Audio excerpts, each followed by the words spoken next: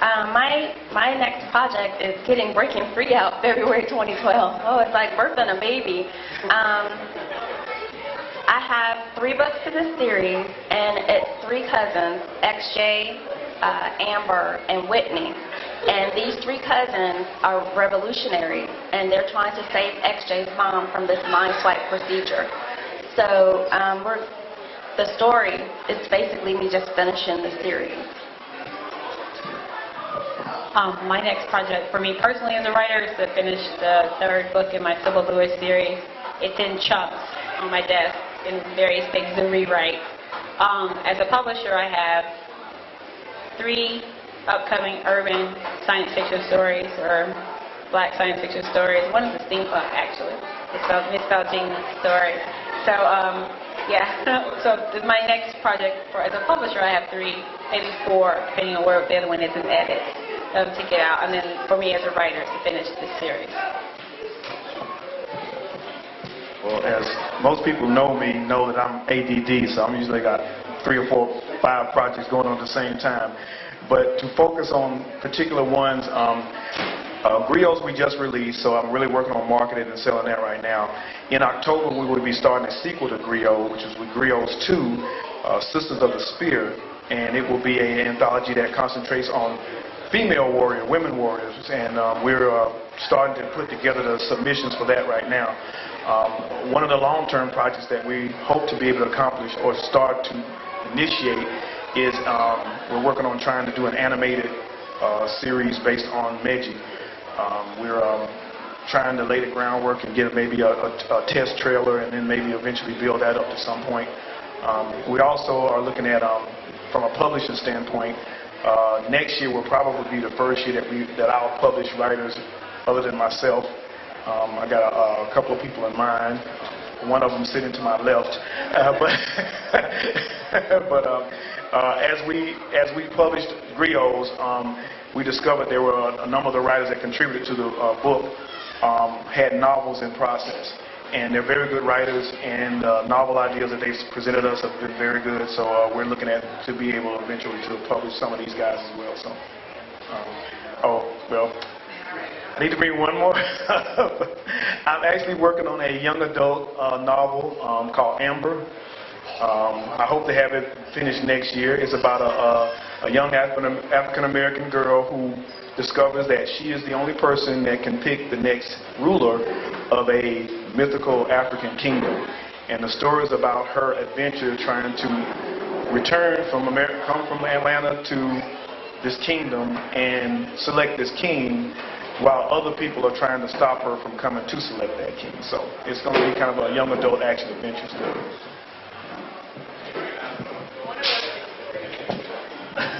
Oh, great. Hey. So also, Nicole, one of the books is mine too. So hey, y'all be hearing from me one of these days. All right, great. Let's give our panelists a hand. They did a great job. And we're going to take some questions from the audience. And we have 2 rules. 1, please stand up, state your name and where you're from. And 2, no filibusters, no dissertations, nothing like that. Please make it a question. Because I know sometimes when we ask a question, it becomes actually a lecture or a sermon. So please make it a question. So if you have questions, please stand up, state your name, where you're from, and ask your question. Anyone?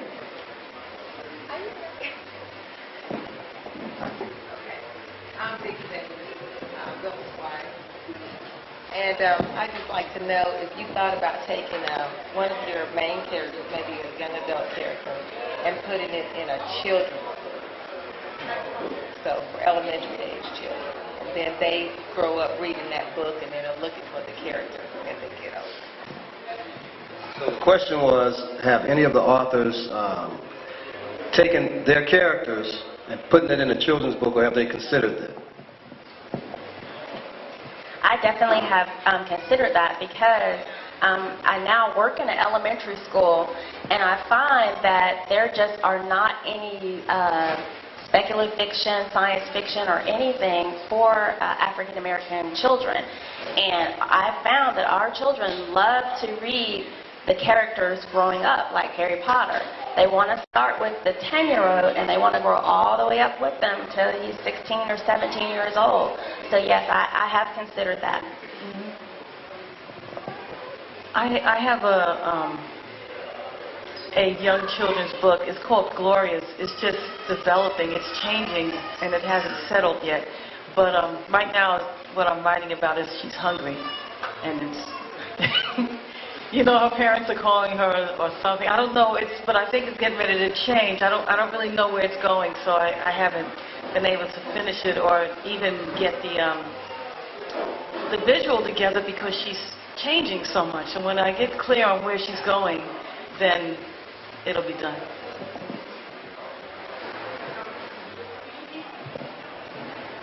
In addition to Amber, I do have a story that I've been developing called A Minimal Guy, which is actually a story that's focused on young black men. It's about a young boy who he comes from a village that has a relationship with a warrior village. And whenever their village is in trouble, these warriors always come to save them. So trouble is brewing, but the warriors haven't shown up. So Mogai, the boy, Kibwe has been chosen to go find the warriors and bring them back to the village so they can protect the village. And it's kind of it's an adventure, but it's also kind of a coming of age, and it's kind of a story that's going to hopefully will teach young men or examples of the type of lessons they have to learn. Because in each point, Kaboye goes through some kind of trial that he should leave with some type of quality or trait that leads him to become a man. And I think tell you guys a little bit in the climactic scene when he finally does find these people, and he asks them, well, where's your leader? And they basically tell him that you are, because you have, your trials, your journey has made you the man to lead us to save your people. And I think that we need more books like that. I've looked at probably making Meji into more of a children's thing, because I can work with it in a way where it could appeal to young children at their level, and then maybe later on they can read the book and see it as an adult. Excellent. Any other questions? Yes.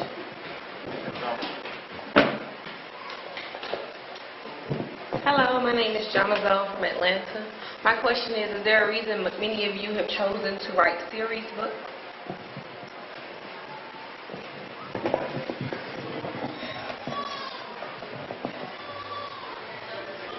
So the question is there a reason why you all chose to write your books as series? I chose to write Sybil as a series because at the end of Silence, she was unfinished. I think that she, as a protagonist, has a lot to grow, both personally and professionally, in her role as a detective. So she has a lot to do. So her polishing is unfinished, and I think it's going to take a lot of other adventures and hardships and setbacks and tribulations and things to help her come full circle, to make her the protagonist I want her to be at the end. And life is that way. We all go through a series of trials and tribulations. We are constantly revising who we are and working on ourselves. So that's why she's a series. I actually write series because that's what I love to read. And I'm one of those writers. For some reason, I have either my husband, you have a big mouth. So I have a lot to say, and so I just cannot say it in the minimum of one book. Usually when I see things, it's 3, 4, and sometimes 5 books along. So I kind of know I have a bigger than life story arc, I guess.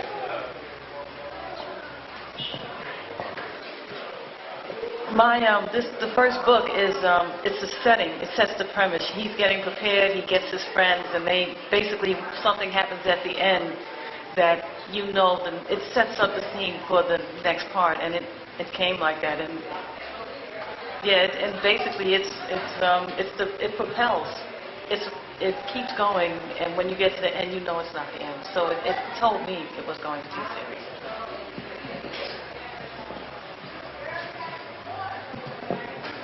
when I sit down to write a story, I don't really know what it's going to end up to be. I write as many books as it takes to tell the story. Meji was actually one book. It got split into two because of publishing reasons. It wasn't really because of I wanted it to be 2 books. The Changa series is going to be 4 books because that's how many books it's going to take to tell the story. Amber is going to be 1 book.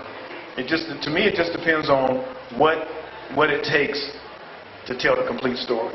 I've had people ask me, well, what's going to be the next book after Meji? And I'm like, there is no next book. You know, the story's been told. I mean, I could sit there and write one, but if I did, I wouldn't have a passion for it because I would be basically trying to make a story, create a story that's not there.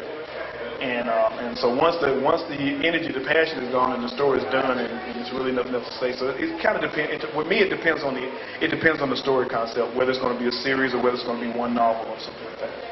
From an economic standpoint, too, of all marketing, your tribe, fan base follows you to the next book. So exactly. Not only do you get new readers, but then you got that built-in fan base. I think with me though, see, I'm not a big series fan. I have never read any series all the way through because at some point it seems like to me that the writer's actually being forced to write the books. Like the Dune series, I read the first 3 books, and after that I could care less because it just kind of just died, and I can't, you know, I don't like investing myself into something like that. So that's why I don't write like that because I don't want to bore anybody. Yeah, you know, I don't want to. That's why I hated Lost. You know, I don't want something that doesn't seem like it's ever going to end. You know, it's got to be an end somewhere. You know, but that, to me, it's just whatever it takes. As long as the passion is there, I can continue to read it or continue to write it. But if the passion's not there, then I'm going to write 1 or 2 books and let's go. Alicia and I were just talking about the Laurel K. Hamilton Anita Blake series. The first, she's at book, 16? Like the first 10 books were amazing. They were fresh, they were invigorating, they were inventive, they were groundbreaking in what they were doing for the time, for the genre. But the last 5 books have just been, you know, it's like, and I've had that publisher that said, okay, I need a story about a construction worker and a teacher. Get on that. Write that. I've had that. I write erotic romance under a different pen name. And I've had a publisher tell me, this is what I want. Go write that. And I'm like, seriously, I'm not feeling that. So that book, I wrote it, but it was not a very good book. And I knew that, and I told her. But she didn't care. She wanted what she wanted, and I was under contract, and I wrote it. And that's what Stephen King does. Right.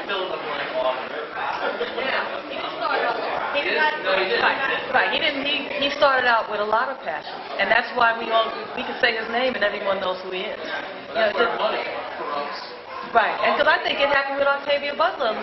She started altering. Right, even though the meat was there, the heat was there, and the passion, but some.